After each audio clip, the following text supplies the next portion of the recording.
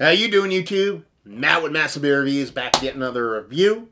New beer time. Brewery I never had before time, in the form of Southern Swells Brewing, Livin, the Dreamsicle. This is a lactose-laden IPA with lactose, vanilla beans, orange zest, a whole bunch of bits and pieces going on. So yeah, new brewery. Kind of excited. Comes courtesy of Cameron. Thank you very much, dude. He sent me a 3-banger of cans from this brewery specifically.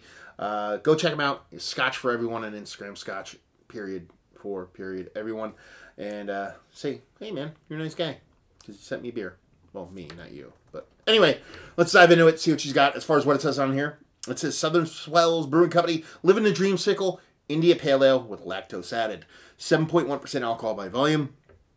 Pale colored, full bodied and packed with flavor, brewed with lactose, orange zest, vanilla bean, and hopped with healthy amounts of citra and mutica, smooth and refreshing, reminiscent of those summertime creamsicles. The words are hard today. Done. They actually, it's weird. I noticed this.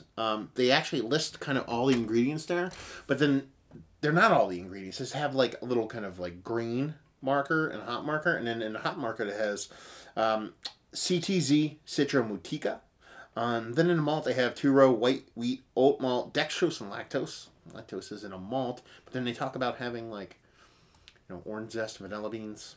I figured they put it all or none on there. I don't know, kind of weird. Nitpicking. Label-wise, it's okay. It's black and white with Dreamsicle and done. I don't hate it. I get they're going for something I can't quite put my finger on stylistically. But yeah.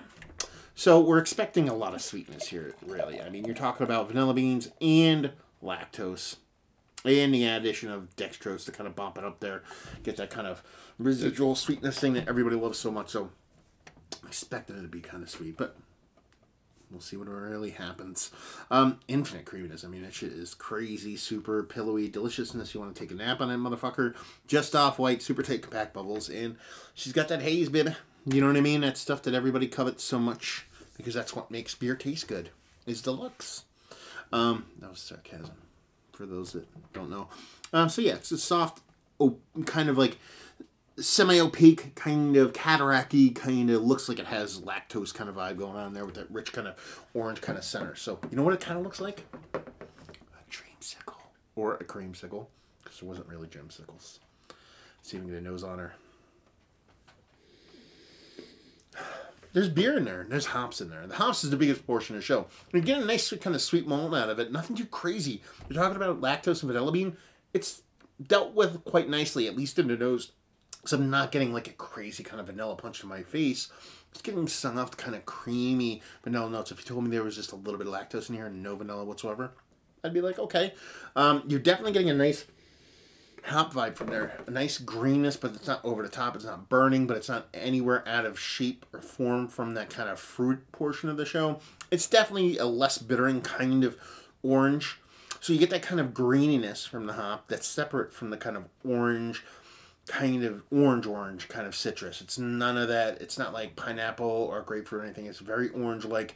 And then you have that kind of sweetness from that lactose. And then none of it's kind of out of proportion. It's all kind of balanced in there. It's quite nice nose-wise, actually. It smells good, man. Just going to dive in. Cheers.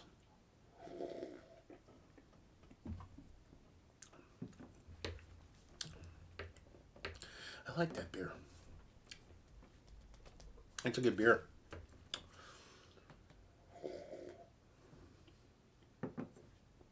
First thing first. The mouth feels beautiful. It's got this density to it, but at the same time it has that super duper softness to it. So soft it's not even funny.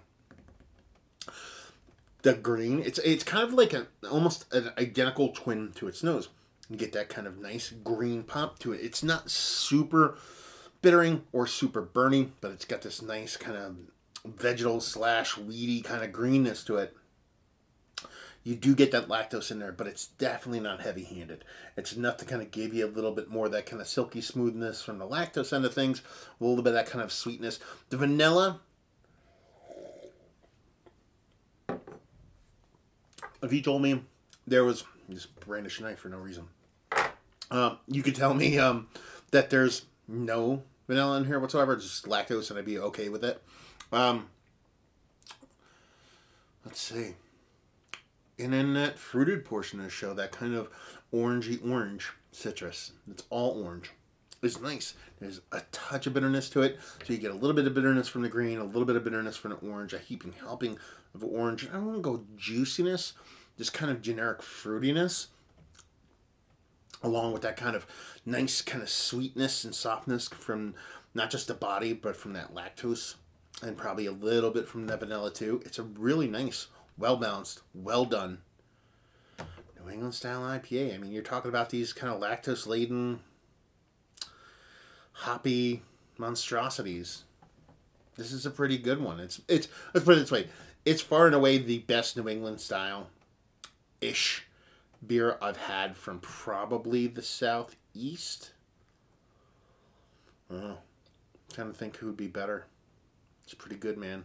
You know, when Cameron said this off, he sent in the kind of seeing me review a certain brewery's good portion of their beers, which I'm grateful for. Thank you very much, Ralph. But they were just kind of lacked a little bit of pizzazz, a little bit of personality. Just kind of a lot of hops thrown at a beer. This one comes off way more kind of deft, way more kind of meaningful, way more purposeful of how they've used the ingredients. The balance between all the components floating in here, that orange zest, kind of the way the hops play, most of the green end of things to the fruit end of things to where the lactose goes, and the body of the beer itself, the malt portion of the show, the oated portion of the show, the wheated portion of the show, it all is balanced really well. Super clean, nothing really negative in there, not getting kind of buttery vibes or anything like that. It's really fucking good. It is. It's absolutely delicious. You kind of get scared, kind of jumping into these beers, seeing lactose and vanilla, you know, and then all that. But when it's done this way, where it's not kind of taken, what's the word I'm looking for? Don't get too excited about the ingredients and you put too much in. I know people who brewed or cooked or whatever, you all get to that portion where you like a certain ingredient so much you just throw too much at it. This is very kind of impactful yet reserved, and it's fun to see. It's cool to see a beer like this made this well down south, because we have, you know, we're kind of I've talked about it before in other reviews. We're kind of, you know, a land of riches up here for these kind of things. So to see that other areas of the country are not just making them, but making them this well is pretty fucking cool. So let's talk about it. Is this one of the better IPAs, lactose IPAs that I've had as of late? Yes. It's one of the better IPAs in general I've had as of late. Like I said, just the balance and that super awesome soft mouthfeel, just do it for me. So it gives me everything I want. You say, hey, do you want a lactose-laden IPA? This is kind of what I would build. You know what I mean? Maybe I might make subtle tweaks to it. Maybe. But it's about as close as you get without kind of diving into my brain, which you don't want to do. Value and availability, I don't know.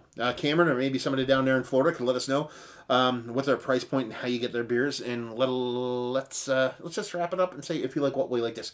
If you like the kind of more beer-centric lactose milkshake kind of portion of the show when it comes to IPAs. I'm not talking your super lactose to the nth degree, kind of not even really a beer anymore kind of beers.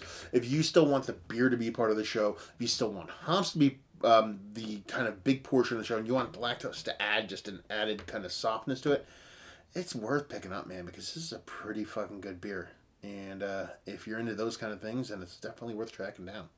So there you go. Another review in the books. Hopefully you guys enjoyed our review. If you didn't, anywhere in between, down there, words and stuff and things. Facebook, Twitter, Instagram, Untapped, Masters of Beers.